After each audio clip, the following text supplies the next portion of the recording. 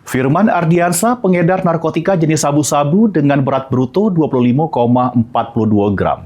Divonis Majelis Pengadilan Negeri Palembang yang diketuai Henry Agustian dengan pidana penjara selama 8 tahun dan 21 miliar subsidiar 190 hari penjara. Firman Ardiansa, terdakwa pengedar narkotika jenis sabu-sabu, ditangkap dengan barang bukti sabu dengan berat bruto 25,42 gram, jalani sidang putusan di Pengadilan Negeri Palembang. Sidang yang dipimpin Majelis Hakim Henry Agustian.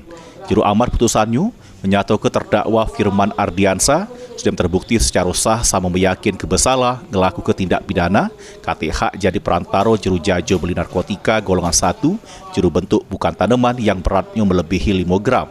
Menghukum terdakwa dengan pidana penjara selama 8 tahun dan 21 miliar yang kalau tidak terbayar diganti kurungan penjara selama 160 hari.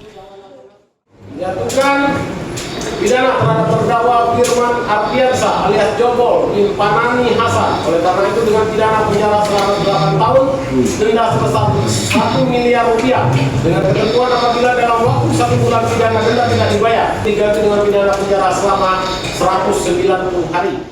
Heru Wahyudi, PAL TV.